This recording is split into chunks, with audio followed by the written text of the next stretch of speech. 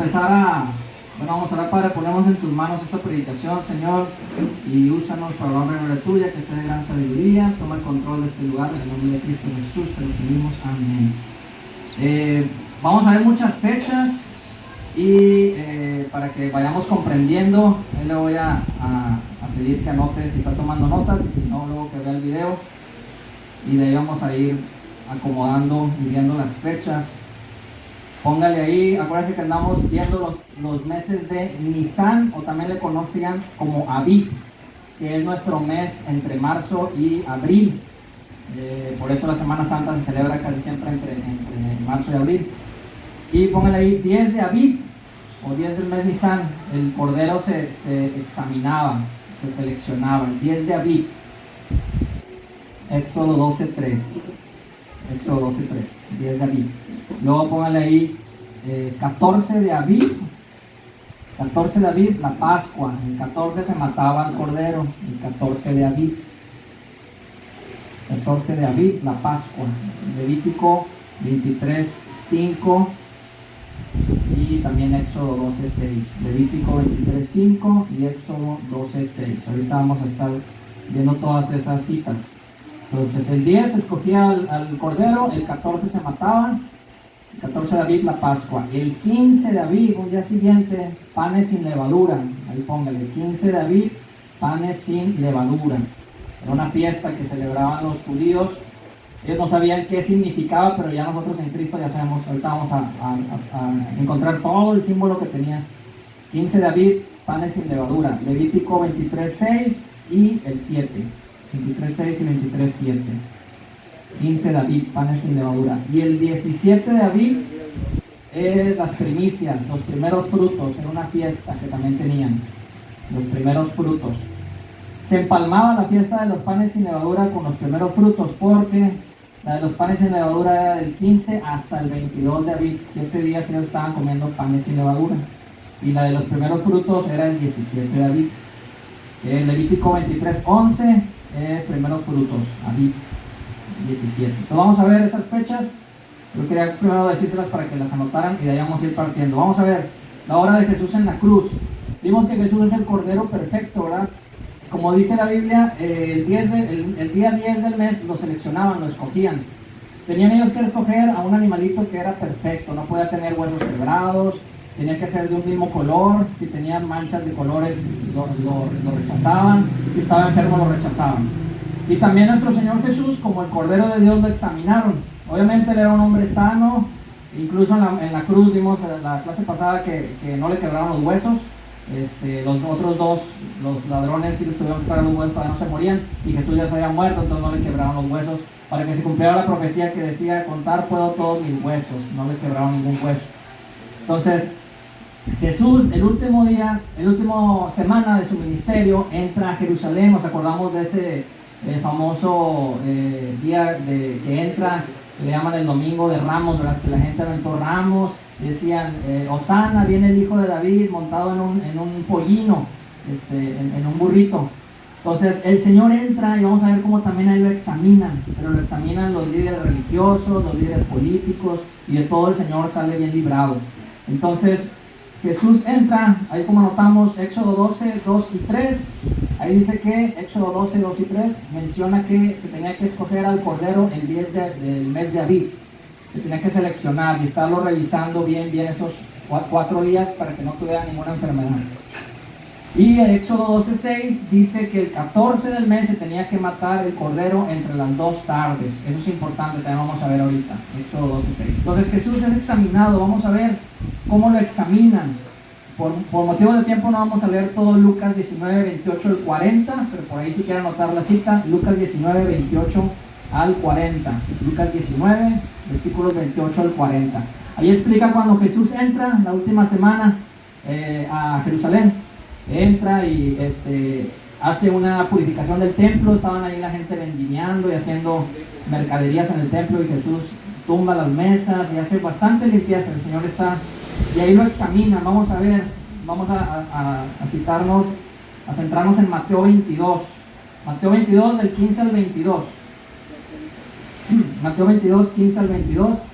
Lo examinan a Jesús los fariseos y los herodianos. Los herodianos eran seguidores de Herodes, del rey de ese entonces. Mateo 22, 15 al 22, lo examinan acerca de los tributos. ¿Se acuerdan que le dicen, Señor, ¿es lícito pagar impuestos o no? Le querían poner ahí una trampa, ¿verdad? Para ver si el Señor era un mal ciudadano. Decía, no paguen sus impuestos, evadan el hacienda, el fisco. No, pues el Señor, con buena ética y todo, y el Señor dice, muéstrenme una moneda, y le muestran la moneda, ¿verdad? Y dice, ¿de quién es esta imagen? Del César. Y entonces el Señor les dice, denle al César lo que es del César y a Dios lo que es de Dios. O sea, el Señor diciendo, cumple con tus obligaciones de impuestos, cumple con los pagos y cumple con Dios. O sea, darle a Dios lo que es de Dios. Entonces al Señor lo examinan respecto a los tributos, los fariseos y los herodianos. Mateo 22, 15 al 22. Ahí mismo en Mateo 22, 23 al 33. Póngale Mateo 22, 23 al 33. Ahí lo examinan en cuanto a su doctrina de la resurrección de los muertos. Le preguntan los saduceos. Los saduceos creían en la resurrección, los fariseos no. Perdón, al revés. Los saduceos no creían en la resurrección, los fariseos sí. Los saduceos no creían que el alma tenía eternidad. Ellos pensaban que se moría alguien y ya ahí se acababa. Y nosotros sabemos que hay una eternidad o en el reino de Dios o en el infierno. Hay una eternidad. Entonces ellos le preguntan ahí al Señor y le hacen unas cuestiones. Señor, una mujer se casó y se murió su esposo y se volvió a casar y se murió su otro esposo. Total, le hacen eso y dice, con 7 hombres fallecieron y se estuvo casando. Y le dicen, ¿con cuál de todos va a ser su esposo en el reino de los cielos? Y le dice el Señor, erráis, no saben la interpretación de las escrituras, lo están tomando mal. Dice, cuando sea la resurrección de los muertos, vamos a ser como los ángeles. Dice, no nos vamos a casar ni dar en casamiento, ni nos vamos a estar reproduciendo, vamos a ser espirituales, ¿verdad? Entonces, ahí lo examinan conforme a la doctrina. ¿Qué doctrina traía el Señor en cuanto a la resurrección de los muertos? Y en Mateo 22, 34 al 40, Mateo 22, 34 al 40, lo examinan los fariseos en cuanto a cuál considera el Señor Jesús que es el más grande mandamiento. Le dice ahí un doctor de la ley, un escriba, un fariseo. Y le dice el Señor, muy sencillo, cumple estos dos, amarás al Señor tu Dios y amarás a tu prójimo. En esos dos son los más grandes mandamientos, ahí se resumen todos los mandamientos. Entonces el Señor lo examinaron y cumplió bien, no salió con doctrinas equivocadas, no dijo no paguen impuestos, no dijo sean un mal ciudadano o rebélense contra los religiosos. El Señor honró la palabra de Dios y honró también a las autoridades puestas ahí. También el gobierno romano lo examina, Poncio Pilato lo examina. ¿Se acuerdan que lo llevan y le dice Poncio Pilato varias veces, pues, hombre, ¿cuál es tu delito? ¿Por qué te quieren crucificar? ¿Qué hiciste? Y nunca le encontró una falta. Entonces dijo, yo te encuentro inocente. Y 3 veces lo encuentra inocente. En las citas Juan 18:38, Juan 18:38, Juan 19:4 y Juan 19:6. 18:38, 19:4 y el 19:6. En esos 3 Poncio Pilato le dice que está sin culpa. Y si no tienes delito, ¿de qué te acuso? O sea, tengo que poner algo aquí en las actas de que se te va a juzgar. Y nunca hubo un delito. El Señor nunca infringió la ley tampoco. Entonces, como el Cordero, lo examinaron todos esos días antes del 14 que lo iban a crucificar. Y de todo salió perfecto, sin culpa. En Juan 1:29, Juan el Bautista dice, este es el Cordero de Dios que quita el pecado del mundo. Para la gente ahí que no cree en Cristo y que no cree que Él llevó nuestros pecados, más clarito en el agua, ahora está diciendo el mismo Juan el Bautista, Él es el Cordero de Dios, quita el pecado del mundo. Entonces el Cordero de la Pascua. Entonces ahora sí vamos a entrar al 14 de Aviv. Ahora sí, cuando mataban al Cordero, que vimos mucho de eso en la predicación pasada. El 14 de Aviv se mataba el Cordero entre las 2 tardes. Es importante esto. Entre las 2 tardes se mataba el Cordero. Vamos a ver Jesús y los panes sin levadura. Entonces sabemos que a Jesús lo matan el 14 de Aviv, que es la Pascua, cuando se mataba el Cordero. Y Jesús es crucificado y vimos que desde las 9 de la mañana y muere a las 3 de la tarde. Y el día judío era de 6 de la tarde a 6 de la tarde. Entonces quedaban 3 horas para que se acababa el día 14 de Aviv, de las 3 de la tarde a las 6. Por eso las mujeres no alcanzaron mucho a prepararlo. ¿Por qué? Porque el primer día de los panes sin levadura, que era el 15 de abril, ese día era un festivo nacional solemne y nadie podía trabajar, nadie podía hacer nada. Ahorita vamos a ver la cita bíblica que dice, este día será un día solemne de convocación y no harás nada, ningún trabajo.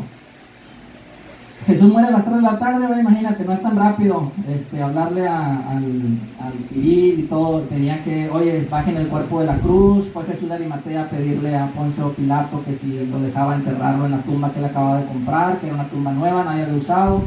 Van y ponen a Jesús en la cruz.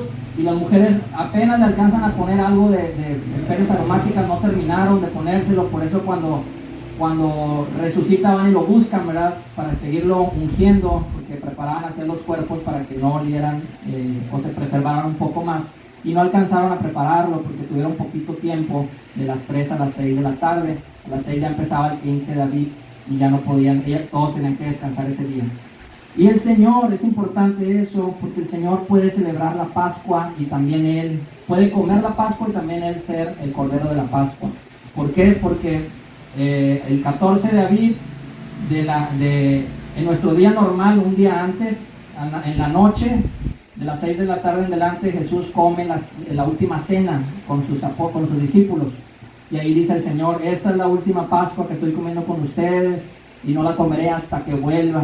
Y Él come la última Pascua el 14 de las 6 de la tarde en adelante, y al día siguiente a las 9 lo están crucificando. Sigue siendo el mismo día judío, sigue siendo el mismo día 14, pero para nosotros ya acabó un día, ¿verdad? Noche y día. Entonces el Señor pudo comer la Pascua y aparte Él mismo ir a la cruz. Y eso viene en Lucas 22. Vamos a leerlo, Lucas 22 del 1, 2, 7, el 14 y el 15. Vamos a ver cómo el Señor pudo comer esa Pascua. Lucas 22, 1, 2, 7, el 14 y el 15. Vamos a leer. Dice Lucas 22, 1. Dice, estaba cerca la fiesta de los panes sin levadura, que se llama también la Pascua. O sea, se juntaban una con otra el 14 y el 15 ya empezaban los panes sin levadura. Y los principales sacerdotes y los escribas buscaban cómo matarle a Jesús porque temían al pueblo. Vámonos al 7, dice, llegó el día de los panes sin levadura, en el cual era necesario sacrificar el cordero de la Pascua. Y el 14 dice, cuando era la hora, se sentó a la mesa y con él los apóstoles. El 15 dice, y les dijo, cuánto he deseado comer con vosotros esta Pascua antes que padezca, porque os digo que no la comeré más hasta que se cumpla en el reino de Dios. Entonces Él comió la Pascua en la última cena. Algunos dicen, bueno, fue la última cena que hizo el Señor, estaba celebrando la Pascua con sus discípulos, y luego Él mismo yendo a la cruz. Después ya que Él muere y resucita, comprenden los discípulos, todo esto apuntaba a Jesús. Ahora vamos a entrar a lo más fuerte del mensaje. Nos vamos a centrar mucho en Jesús y los panes sin levadura. Jesús y los panes sin levadura. El siguiente día del 14, el 15 de abril, se empezaba la fiesta de los panes sin levadura y duraba hasta el 22, donde el Señor les había ordenado a Israel que no comieran pan leudado, no le pusieran levadura. Si tú le pones levadura al pan, el pan no se infla. Es lo rico del panecito, es esponjadito. Viene siendo, si no le pones levadura, es como si estuvieras comiéndote una tortilla dura, así, una masa dura. En realidad no tiene ese saborcito tan rico de lo esponjadito. Pero el Señor les ordena que no coman panes con levadura por dos tipos, simbolizaba dos cosas. Cuando ellos fueron rescatados de Egipto y que el cordero fue muerto el 14, el 15 tenían que salir. El Señor les dice, hagan panes sin levadura. Hablando también de la prontitud de huir de la esclavitud, de huir de Egipto, ¿verdad? Cuando el Señor nos rescata, también el Señor nos ordena, oye, ya no te vuelvas a las cosas pasadas, dice la Biblia, ¿verdad? Ya no somos el viejo hombre, ya el viejo hombre murió. Ya a lo nuevo, céntrate en el Señor, busca al Señor. Entonces no tenemos que estar, déjame a ver si el Señor, a ver si dejo este vicio, es que estoy batallando, hermano. No, el Señor dice, aviéntalo y sé radical, dale para adelante. Entonces, tipificaba eso, que ellos se tenían que ser prontos en salir de Egipto. Y también la levadura es un tipo de el pecado. No quiere decir, hermano, que ya no voy a comer panecitos de esos ricos de la panadería. El Señor Jesús comió panes, multiplicó panes y peces. pero en esa época del año se celebraba esa fiesta especial. Entonces, vamos a ver en Levítico 23, 6 y 7, viene esta fiesta, Levítico 23, 6 y 7.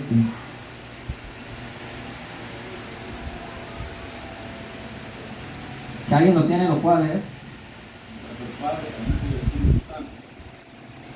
Y a los 15 días de este mes, en la fiesta solemne de los panes sin levadura a Jehová, 7 días comeréis panes sin levadura. El primer día comeréis santa convocación y un caos de siervo haréis. Ahí está.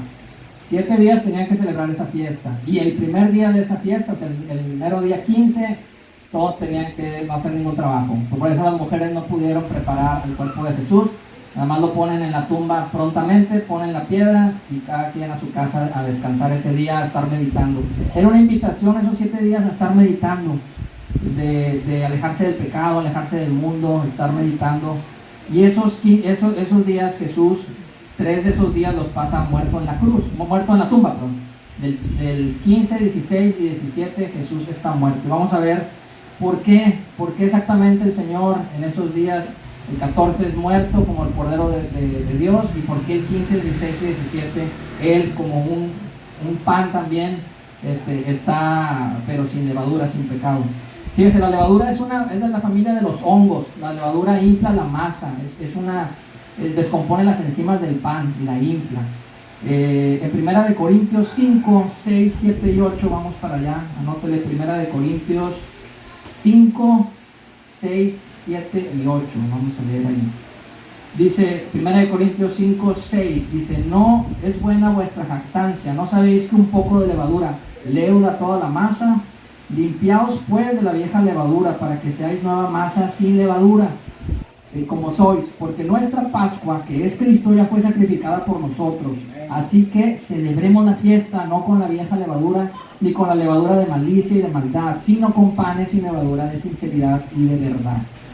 O sea, está diciendo ahí la simbología de la levadura, significaba el pecado. Entonces ya Cristo fue crucificado, ya nuestra Pascua, Cristo fue crucificado. Entonces dice, ya dejen de estar en esa actitud de pecado, dice aquí, de malicia, de maldad. Ahora cámbiense a la sinceridad y a la verdad, ya dejen esa levadura. Entonces 1 Corintios 5, 6, 7 y 8 nos da un respaldo de que la levadura tipificaba el pecado. Mateo 16, 6 y 12, Jesús advierte en Mateo 16, 6 y 12, le dice a sus discípulos, cuídense de la levadura, un poco de levadura leuda toda la masa, en Mateo 16, 6 y 12, y le empiezan a preguntar los discípulos a Jesús, se empiezan a ir cuestionando a qué se refiere, qué levadura. Luego dicen el 12, ellos ya comprenden que Jesús les está hablando de la doctrina de los fariseos y los saduceos. Cuídense de su doctrina, no es buena. Dicen que honran a Dios, pero extorsionaban a viudas, huérfanos, ahí les pedían que dieran muchas ofrendas a la iglesia y muchas ofrendas al ministro, cuando el ministro ni siquiera honraba también a sus papás, ¿verdad? Decían ahí un dicho los judíos que decían es corbán, cuando decían en lugar de honrar esto que le iba a dar de ayuda a mi papá, se lo voy a dar a Dios, y a mi papá pues bien le vaya. Entonces no veían por él, y decía Dios, están deshonrando el mandamiento, honra a tu padre y a tu madre, lo estás quebrantando, y según tú, muy religioso, dándote golpes de pecho, y tu familia la dejas morir de hambre o de necesidad. Entonces Juan 6, 47 al 51, vamos a leerlo. Juan 6, 47 al 51 nos menciona cómo Jesús, es cuando Jesús hace la multiplicación de panes y peces, versículos antes.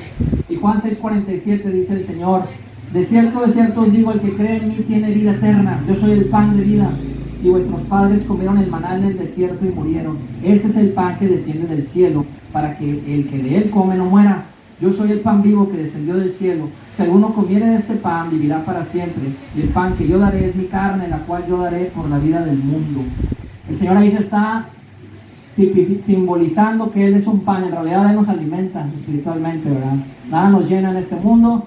Ahora que acabamos de comer mucho en las fiestas de Navidad y Año Nuevo, pues nos llenamos de muchas cosas, pero dices, necesito palabra. A veces son momentos donde la gente se olvida de buscar, de leer la Biblia, mucha fiesta, casi no lees, y te das cuenta que todo es muy mundano, todo muy pasajero. Dices, ¿cuál es el asunto de esto?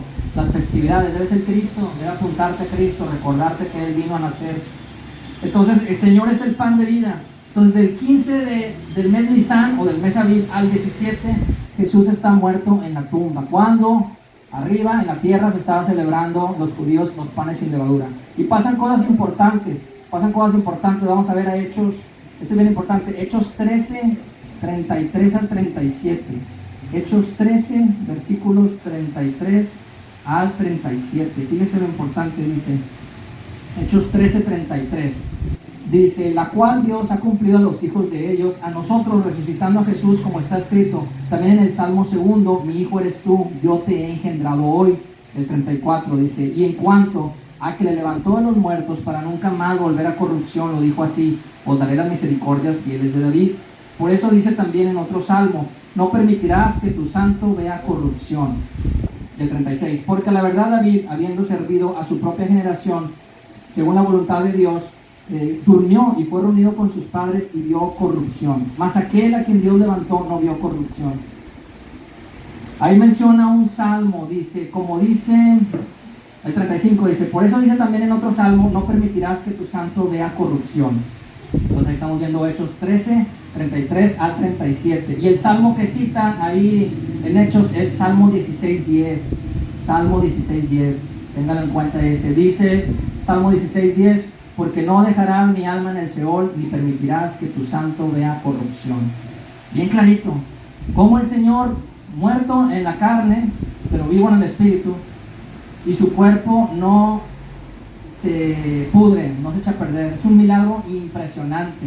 Cualquiera de nosotros, si nos muriéramos en 3 días, créanme hermano, ya estos gusanos y los desperdicios y todo nos echaran a perder el cuerpo. Yo le pregunté a Cristi, que es doctora, hay 2 enzimas que descomponen el cuerpo, se llaman cadaverina, viene de la palabra cadáver, de muerto, cadaverina, y la putrescina, que viene del putrefacto, la que huele mal. El simple nombre te dice carne podrida, carne echada a perder. Entonces la cadaverina y la putrescina echan a perder el cuerpo humano. Cuando nos morimos, pues nuestras células ya no viven, ya no tienen oxígeno, ya la sangre no corre, y se empieza a descomponer. Y a Jesús no le hicieron daño, entonces no tocaron ese pan, no se, por así decirlo, no se leudó, no lo contaminó esos hongos, esas enzimas. Vemos cómo Jesús es el Rey de Reyes en todos los reinos, si nos ponemos a investigar, hasta en el reino microbiológico, bacteriológico, de los hongos. Hay reino, ¿cómo dicen? Mineral, reino animal, reino vegetal, reino de fungi o de hongos. Así me acuerdo en la escuela cuando llevábamos biología. Y fíjese que hasta eso se somete a la autoridad de Cristo. Ni una bacteria ni un hongo se atrevió a tocar el cuerpo de Jesús, porque hasta ellos los creó el Señor. A todos los creó, los átomos, todo lo creó. Y hasta ellos le tuvieron miedo de decir, es el Rey de Reyes, es el mandamás, es el jefe de jefes, el Señor Jesucristo. Y no se atrevieron a tocar su cuerpo, su piel, sus tejidos, sus órganos. Se preservó durante 3 días. Y también Él, como nos da enseñanza, que Él no cometió pecado, ¿verdad? En la carne, no cometió nada. Él no quebrantó ninguna ley, y su cuerpo también no se descompone. Entonces es bien interesante cómo dice ahí que su cuerpo no ve corrupción, y dice bien interesante, no dejarás mi alma en el Seol, ni permitirás que tu santo vea corrupción. Porque el Seol era llamado el lugar de los muertos, donde los muertos pues morían y iban, ¿verdad? Las profundidades de la tierra. Y vamos a ver qué sucede con el Señor Jesús, qué hace en esos 3 días. Es bien importante. ¿Qué hace el Señor Jesús en esos 3 días? ¿Qué pasa con su alma? Su cuerpo está en la tumba, pero ¿qué hace el Señor? Aquí es importante conocer, porque hay muchas iglesias que se han desviado, de ahí han sacado las doctrinas del purgatorio, que ores por que encuentre la luz, el alma en pena de tu familiar, pura mentira del diablo. Jesucristo lo reprenda, ¿verdad? Y han engañado a mucha gente por siglos de siglos, y hasta espántense, hoy en día hay también pastores cristianos que creen eso también. Vamos a ayudarle a que el alma encuentre la luz, ¿cuál luz? Que ya se murió, y si se murió negando a Cristo, ni modo, ¿verdad? Vamos a ver, Efesios 4, del 7 al 10. Efesios 4, del 7 al 10. Vamos ahí. ¿Me está bendiciendo el estudio, hermano? Gloria a Dios. Efesios 4, 7 al 10. Efesios 4:7 dice, pero a cada uno de nosotros fue dada la gracia conforme a la medida del don de Cristo, por lo cual dice, subiendo a lo alto, llevó cautiva la cautividad y dio dones a los hombres. Y esto de que subió, ¿qué es? ¿Qué significa? Sino que también había descendido primero a las partes más bajas de la tierra. El que descendió es el mismo que también subió por encima de todos los cielos para llenarlo todo. Entonces el Señor bajó a las partes más bajas de la tierra. Se identificó con nosotros. Si hubiéramos morido sin Cristo, de pecadores, nos hubiera tocado estar allá abajo sufriendo. El Señor no cometió pecado, fue allá abajo, pero el Señor no sufrió, no le estuvieron ahí atormentando. El Señor fue a ejercer su autoridad. Y ahorita vamos a ver qué es lo que hace allá, qué logra, qué nos da. Entonces Efesios 4:7 al 10 dice que el Señor baja a las partes más bajas de la tierra. Y vamos a 1 de Pedro 3:18-20. 1 de Pedro 3:18 al 20. Estos versículos son bien controversiales, mucha gente se ha desviado, ha sacado doctrinas muy equivocadas. 1 de Pedro 3:18 al 20. Dice, porque también Cristo padeció una sola vez por los pecados, el justo por los injustos, para llevarnos a Dios, siendo la verdad muerto en la carne, pero vivificado en espíritu, en el cual también fue y predicó a los espíritus encarcelados, los que en otro tiempo desobedecieron, cuando una vez esperaba la paciencia de Dios en los días de Noé, mientras se preparaba el arca, en la cual pocas personas, es decir, 8, fueron salvadas por agua. Bueno, ahí está explicando que el Señor, muerto en la carne, pero su espíritu seguía vivo, y baja y se pone a predicar. La traducción de predicar, la palabra predicar, es proclamar, enseñar, hablar públicamente. Ahorita estoy predicando, estoy hablando, haciéndoles saber algo públicamente. El Señor baja a las profundidades de la tierra y habla. ¿Qué es lo que habla? Ahorita vamos a encontrar qué habla o qué obtiene el Señor Jesús. 1 Pedro 3:18-20. De aquí, yo he platicado incluso con pastores cristianos que dicen, el Señor les está dando una oportunidad. Ahí dice que los que desobedecieron, entonces el Señor baja y les da una oportunidad a los que pecaron y todo el mundo antiguo que pereció en el diluvio. Yo andaba buscando un versículo y dije, no, en la Biblia nunca habla así, y el Señor no se puede contradecir. El que está muerto, dice en Proverbios, está estipulado que el hombre vive una vez y después de esto, la muerte. Y también dice la Biblia, Dios ha puesto eternidad en el corazón del hombre. Entonces, una eternidad con Dios o sin Dios. Si uno negó a Dios hasta su último aliento de vida, el Señor te va a decir, hijito, yo te tuve toda la misericordia hasta el último momento en el hospital, te estuve hablando, en tu lecho de muerte no quisiste, ¿qué más quieres que haga? Porque ya no puedo hacer nada. Me negaste y ya no puedo hacer nada.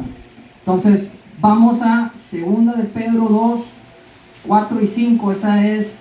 Se cierra con broche de oro esto, que se puede quedar como ambiguo de que qué pasó.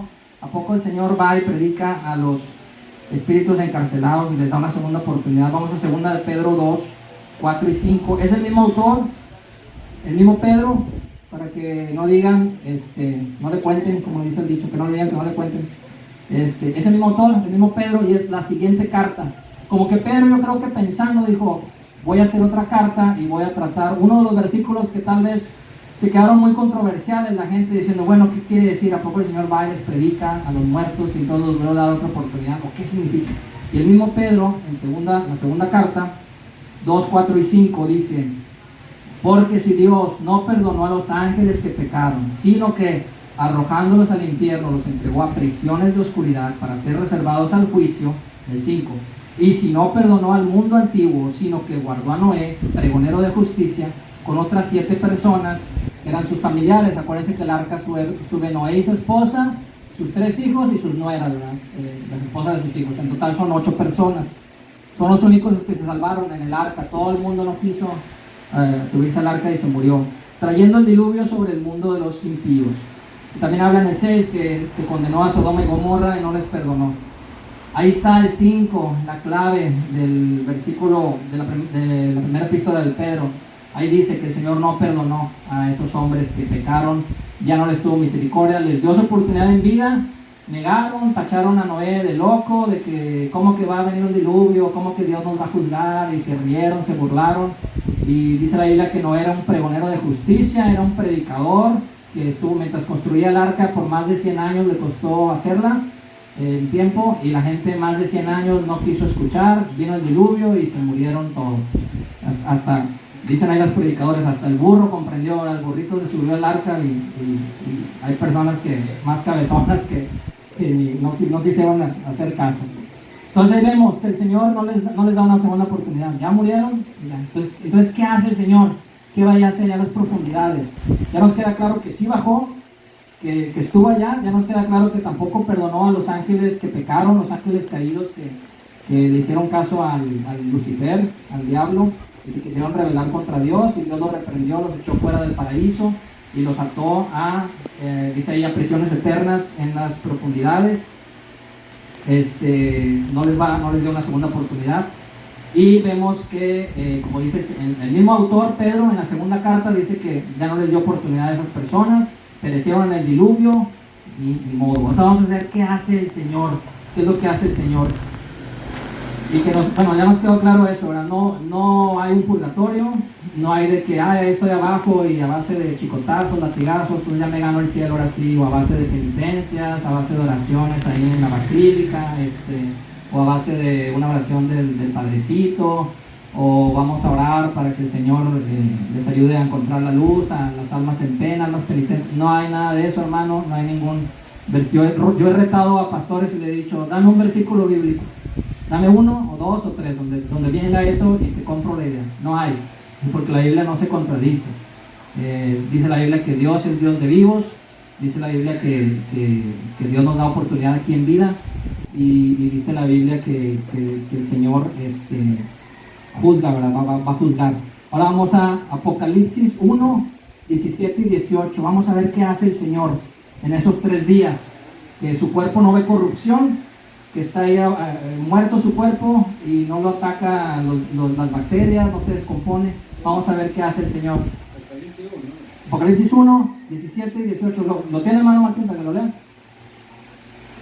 Apocalipsis 1, 17 y 18. Así es. Siempre cuando el Padre, al Hijo y al Espíritu Santo dice así: cuando le vi, caí como muerto a los pies, y él puso su diestra sobre mí, diciendo: no temas, no soy el primero y el último, y el que vive y estuvo muerto, mas he aquí que vivo por los siglos de los siglos. Amén. Y tengo la llave de la muerte y del Hades. Fíjense, está el apóstol Juan recibiendo la revelación de Apocalipsis. Es el primer capítulo. Ve al Señor en su presencia, y Juan cae ante la presencia de Dios, no lo puede su cuerpo soportar y se desmaya, y el Señor le habla y le dice: yo soy. Fíjese por qué dice: soy el que vivo, estuve muerto. Fíjese cómo hace ese énfasis: yo estuve muerto y vivo. Y dice: y aquí vivo por los siglos de los siglos, y tengo, dice el Señor Jesús, tengo las llaves de la muerte y del Hades. Entonces, ¿qué fue hacer el Señor Jesús a las profundidades de la tierra? Fue que dice ahí: proclamó, anunció, predicó. Acuérdense, vamos a ver ahorita un versículo. Él tiene autoridad, dice la Biblia: toda autoridad le fue dada al Hijo, en el cielo, en la tierra, debajo de la tierra, en toda la creación.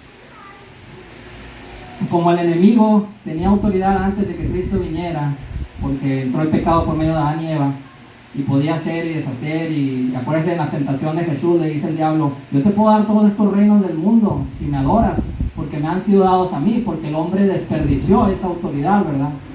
Y el Señor recupera la autoridad y nos la da a nosotros a través de Él, que fue obediente, nunca cometió pecado Jesús, y derrotó al imperio de la muerte, derrotó al imperio del infierno. Entonces el Señor baja, va allá abajo, y dice: yo tengo eso de tener las llaves.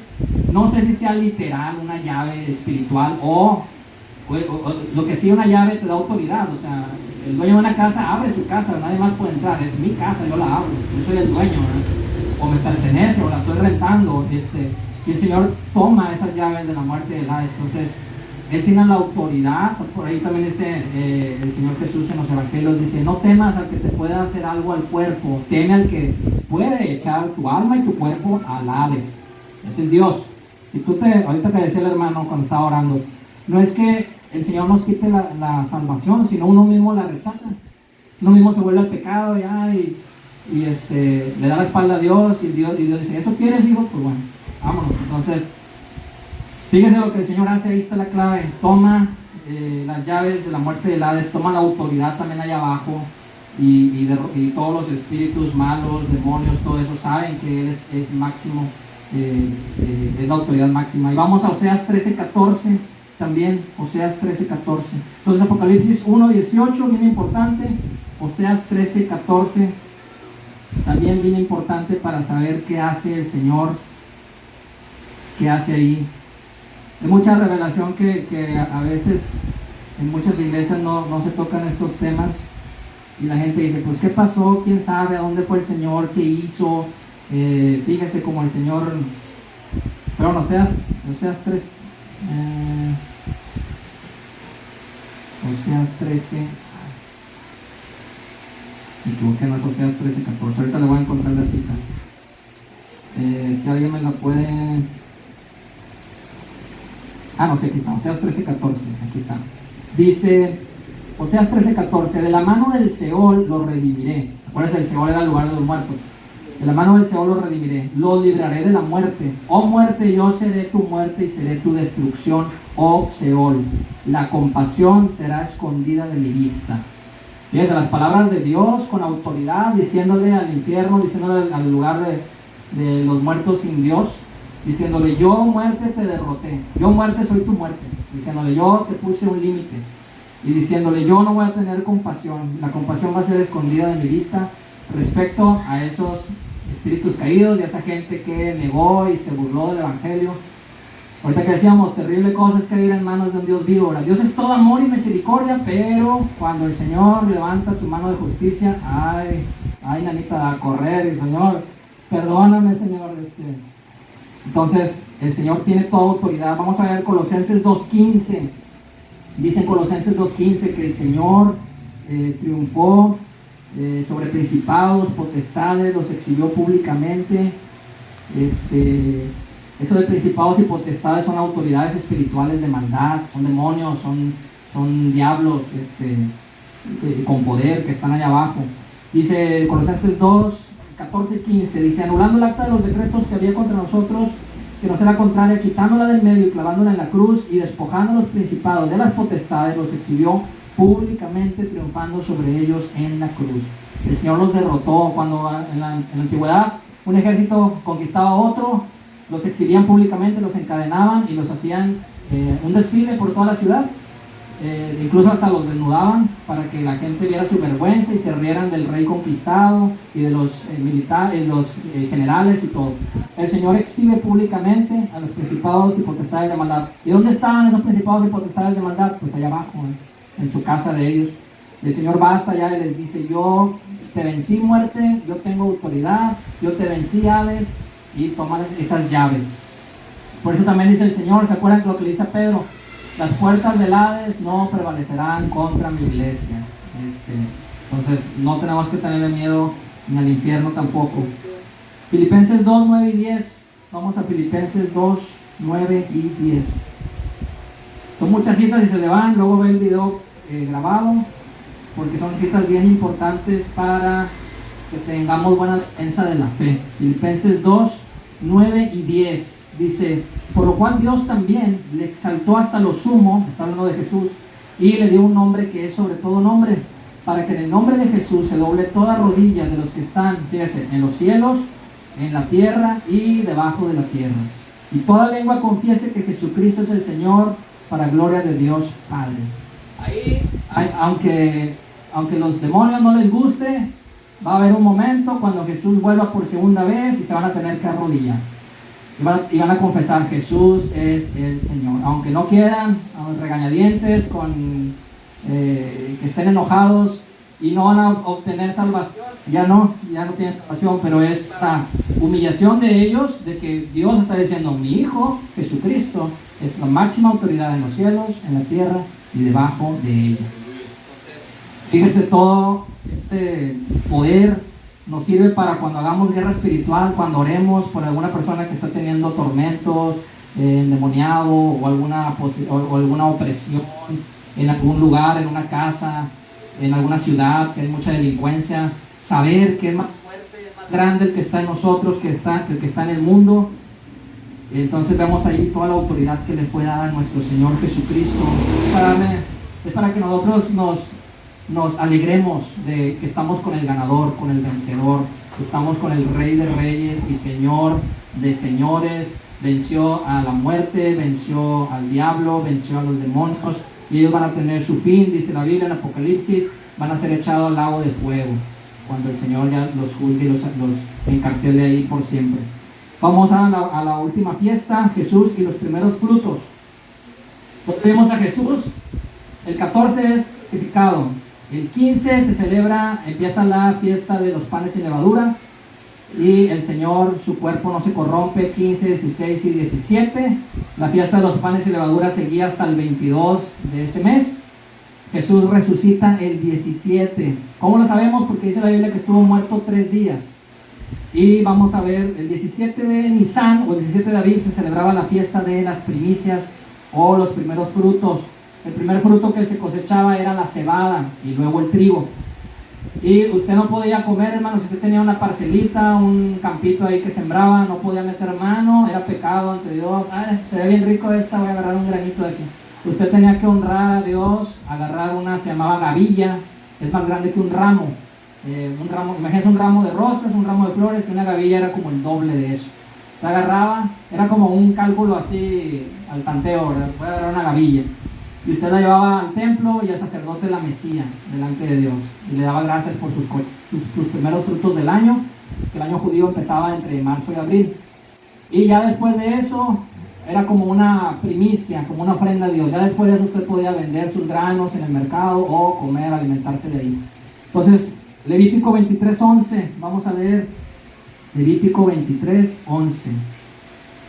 Vamos a ver ahí cómo, que alguien lo encuentra y nos ayuda a leerlo. Y el sacerdote mecerá la gavilla delante de Jehová para que seáis aceptos. El día siguiente del día de reposo la mecerá. Amén. Dice ahí, el sacerdote mecerá la gavilla delante de Jehová para que seas acepto. Y al día siguiente del día de reposo la mecerá. O sea, el día que estaban descansando era el 15 de abril y al día siguiente el sacerdote le llevaban las gavillas. Acuérdense que el 15 nadie podía hacer nada. Estabas todos obligados en su casa meditando y descansando. Y al día 15 vas y recoges un ramo grande de tu cosecha, la llevabas al templo. ¿Y qué pasa? Otras citas, Éxodo 34:22, por tiempo no la vamos a leer, pero habla de lo mismo de la fiesta de las primicias. Éxodo 34:22, Éxodo 23:16 y el 19. Éxodo 34:22, Éxodo 23:16 y 19. Y algo pasa bien importante, hermano. Nuestro Señor Jesucristo resucita ese día, 17 de abril, como también simbolizando que Él es los primeros frutos. Fíjense cómo el Señor todo lo tenía planeado, ¿verdad? Y estamos viendo ya el significado de esas fiestas. El 17, el Señor resucita, siendo el primer fruto. Dice la Biblia, Él es las primicias, el primogénito de nuestros hermanos, de todos nosotros como hijos de Dios. También dice que es el primogénito de los que se levantaron de los muertos. Y también Él fue el primogénito de José y María, fecundado por el Espíritu Santo en el vientre de María. Y después José y María tuvieron ya hijos de la unión hombre y mujer. Dice la Biblia que el Señor Jesús tuvo hermanos y hermanas. Entonces, como Dios lo honra siempre poniéndolo como el primogénito en la carne, en su familia, el primogénito de todos nosotros, es el primero que se levanta de los muertos. Nosotros vamos a ser levantados cuando el Señor venga en la segunda venida, o si estamos vivos, dice la Biblia, que vamos a ser transformados, lo vamos a encontrar en las nubes. Y es todo un misterio que va a pasar con este envase que tenemos ahorita, pero dice el Señor que nos va a dar un cuerpo glorificado, nos va a transformar. Y si nos tocó que ya estuviéramos muertos, cuando el Señor viene nos va a levantar de los muertos. Y el primogénito fue Jesús, que resucitó al tercer día. Entonces el Señor resucita el 17 de abril, cuando estaba la fiesta de las primicias, dando a entender que Él era ese primer fruto. Dice 1 Corintios 15, 20 y 21, vamos a leerlo. 1 Corintios 15, 20 y 21. Dice 1 Corintios 15, 20, dice: mas ahora Cristo ha resucitado de los muertos, primicias de los que durmieron es hecho. Porque por cuanto la muerte entró por un hombre, también por un hombre la resurrección de los muertos. Entonces ahí bien claro que dice, ¿verdad? El Señor, primicias de entre los muertos, que resucitó, ya resucitó, Él es la primicia. Colosenses 1:15 dice, Él es la imagen del Dios invisible. Colosenses 1:15 dice, el primogénito de toda la creación. Gloria a Dios, ¿verdad? Colosenses 1:15 y Apocalipsis 1:5. ¿Quién me ayuda a buscar Apocalipsis 1:5? Otro hermano, Romanos 8:29 y otro Colosenses 1:18. Romanos 8:29, Colosenses 1:18 y Apocalipsis 1:5. Y con esos tres cerramos el estudio. Amén. Amén. Apocalipsis 1:5 dice así, honrando al Padre, al Hijo y al Espíritu Santo, y de Jesucristo el testigo fiel, el primogénito entre los muertos, y el soberano de los reyes de la tierra, al que nos amó y nos lavó de nuestros pecados por su sangre. Amén, gloria a Dios. Romanos 8:29, aquí lo tiene. Fíjese cómo vuelve a decir ahí, Jesucristo el primogénito de entre los muertos, el primero que venció la muerte, y gracias a Él, nosotros no nos subimos al ring a boxear, a pelear contra el diablo, contra la muerte. Jesús lo hizo por nosotros, y nosotros ya nada más levantamos el trofeo, bien fácil, pero no podíamos nosotros derrotar al diablo, no podíamos derrotar al infierno, solo Jesús lo pudo hacer, y gracias a Él y toda la gloria sea a Cristo. ¿Quién? Romanos 8:29, hermano. Porque lo que antes conoció, también nos predestinó para que fuesen hechos conforme a la imagen de su Hijo, para que Él sea el primogénito entre muchos hermanos. Está otra vez, el primogénito entre muchos hermanos. Y Colosenses 1:18, ¿quién nos ayuda a leerlo? Entonces fíjense la importancia de las fiestas, ¿verdad? Colosenses 1:18, hermano. Y Él es la cabeza del cuerpo que es la iglesia, el que es el principio, el primogénito entre los muertos, para que todos tengan la presencia. Otra vez, Él es la cabeza de la iglesia, Él es el que gobierna la iglesia, el primogénito entre los muertos. Cuando el Señor dice una verdad en la Biblia, más de 2 veces es muy importante, muy importante, y aquí el Señor lo dice como 5 o 6 veces en toda la Biblia. Súper importante saber que Él fue el primero que venció la muerte, y gracias a Él, como dice el Salmo, o el versículo del Nuevo Testamento, oh muerte, ¿dónde está tu muerte? ¿Dónde está muerte? ¿Dónde está tu aguijón? Sorbida es la muerte en victoria. Y como el Señor dice también en Oseas, muerte, yo seré tu muerte, no tendré compasión de ti. Entonces, el último enemigo a vencer del ser humano, hermano, el pecado, dice que el que peca, la consecuencia es la muerte. Todos nosotros seguimos en este cuerpo de carne, lamentablemente, aún tenemos que morir, o a menos que Jesús venga antes y nos lleve vivos, pero ya nosotros como cristianos no le tenemos miedo a la muerte. Mire, una persona que esté en sus últimos días y no es creyente, hasta se siente una atmósfera de temor ahí cuando usted visita a esas personas, miedo, no saben qué va a pasar, porque no tienen la certeza de dónde van a estar. No confían en Dios, confían en su propia ciencia, confían en otras cosas, son ateos o viciosos, entonces les entra un miedo. Incluso a veces hasta burlonamente dicen, ay, tal vez allá abajo me la voy a pasar más a gusto, no es tan malo ahí con diablitos y diablitas, y no saben lo que están diciendo neciamente y tercamente. No es un lugar de festejo, es un lugar de tormento eterno. Jesús, lo que más predicó Jesús fue acerca del infierno. Dice, es el lugar donde la llama no se apaga, donde el gusano no muere, los están carcomiendo gusanos y espíritus malos, y dice, donde el tormento y el ay no se acaban. Entonces es un lugar feo, es un lugar para decir, Señor, ayúdame a siempre andar fiel delante de ti. Sabemos que nuestras obras no nos salvan, es Jesús, la fe puesta en Jesús, pero tenemos que dar testimonio de que tenemos la fe puesta en Dios, portándonos bien, y para estar orando siempre por nuestros seres queridos, de que el Señor los libre y reciban a Cristo a tiempo, acuérdense, en esta vida. Ya después de muerto, no hay rezo, no hay penitencia, no hay algo que usted haga, obras de caridad, o se vaya de rodillas hasta la basílica, que saque el alma de su familiar. Y aquí vimos el sustento bíblico, el Señor Jesús, Él tiene las llaves de la muerte y el Hades. Él tiene toda autoridad ahí abajo. Y el Señor Jesús pone candado y nadie más puede salir de ahí. También está la palabra de Lázaro y el rico, donde le está diciendo el rico a Dios y a Lázaro, sácame de aquí. Y el Señor dice, hay una gran brecha, no puedes salir de ahí.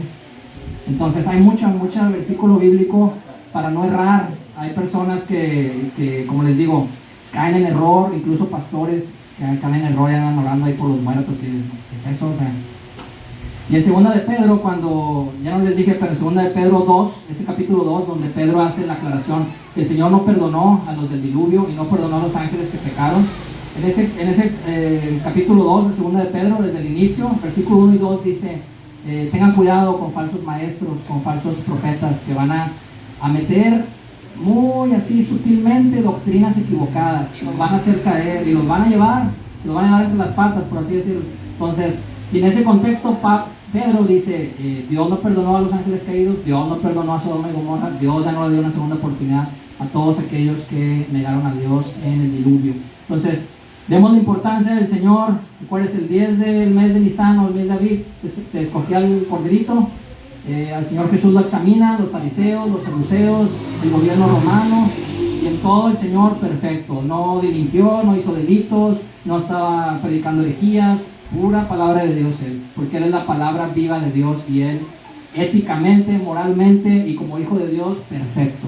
Luego el 14 lo sacrifican en la fiesta de la Pascua, entre las 2 tardes, por eso el Señor pudo celebrar la Santa Cena comiendo la Pascua Él con los discípulos.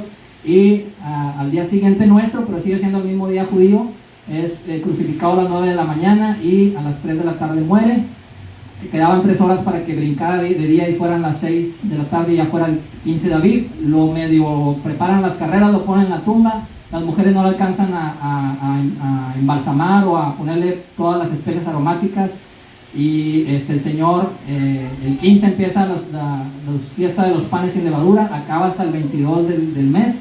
El 15 el Señor desciende a las profundidades de la tierra. 15, 16, 17, su cuerpo sigue en la tumba, su espíritu está allá abajo, proclamando su victoria, diciéndole a los diablos y a todos esos que Él venció a la muerte y tomando las llaves de la muerte y del Hades. Su cuerpo no se corrompe, como dice el Salmo, que vimos, Salmo 16:10, no permitirás que tu santo se quede en el Seol ni que tu santo vea corrupción. Y resucita el 17 del mes, siendo el primer fruto, cuando se estaba en la tierra haciendo la fiesta de los primeros frutos. Fíjense toda la simbología que hay, ¿verdad? Todas las festividades. Y hoy en día que celebramos al Señor, estamos, por eso dice la Biblia, no dejen de congregarse como algunos tienen por costumbre. No sabemos nosotros qué tanto simbología y qué tanto significa para el Señor cada que nos juntamos, cada que oramos, cada que le aplaudimos, cada que leemos un versículo. Lo sabremos cuando estemos en su presencia. Nos vamos a quedar, yo creo, con la boca abierta. Vamos a decir, wow, Señor, cada que declaramos tu palabra, estábamos haciendo estragos en las fuerzas enemigas de maldades, de potestades, de autoridades demoníacas. Cada que cantábamos la Biblia no nos dábamos cuenta, Señor, y estábamos aquí expandiendo tu señorío y tu poderío aquí en la tierra y debajo aquí y en los cielos, para que ningún diablo, ningún demonio atosigara a algún otro jovencito y se fuera a las pandillas o se quitara la vida o un matrimonio se divorciara. Entonces, fíjese la grandeza del Señor, el poderío que tiene. Es como para quedarnos todavía más con asombro. Sabemos que Él es grande y poderoso, pero todavía al ver esta magnitud, decir, wow, fue allá abajo, no le hicieron nada, los demonios se espantaron al ver al Todopoderoso y al decirle, yo agarro las llaves de la muerte y del Hades. No fue atormentado allá, contrario a doctrinas erradas y diabólicas que dicen que el Señor Jesús fue atormentado de abajo. No es cierto, el Señor solamente fue atormentado en la cruz del Calvario. Ahí dice la Biblia que sufrió por nosotros, ahí fue golpeado y no tenía que ir allá. ¿Por qué? Porque Él no cometió pecado, ¿verdad? Y cómo el Señor vence la muerte y se levanta. Entonces, es un estudio interesante para volverlo a estar viendo el video y comprender y ver. Y también, si en algo me equivoco, me dicen, pero me esforcé mucho para que todo tuviera su respaldo bíblico. Y digo, hay iglesias que a veces están en error. Hay iglesias, y yo conozco pastores y me he echado debates con ellos, de que dicen que estén orando por las almas en pena y que esto y no, eso es doctrina de demonios, no es cierto. Y de eso viene la iglesia católica, que sacó las penitencias allá en la época medieval para construir la capilla de San Pedro, y que dabas tu monedita, y fíjate lo que decían, cuando el cofre, cuando cae la monedita, en ese momento el alma de tu familiar sale del purgatorio. ¿Dónde está eso en la Biblia? No sé. Y por tus billetes, por tus monedas vas a salvar un alma. ¿Dónde dejan la sangre de Cristo? El gran sacrificio de Jesús, ¿verdad? Fíjense cómo la gente por ignorancia, en aquel entonces te leían la Biblia en latín y tú no sabías ni qué te estaban diciendo. Mucha gente no sabía leer y escribir, que era cara a la educación. Hoy en día, gracias a Dios, tenemos la Biblia aquí, no tenemos excusa. La podemos leer en cualquier momento para que nadie nos pique los ojos, nadie nos engañe. Entonces, vamos a levantarnos y dar la gloria a Dios, vamos a orar.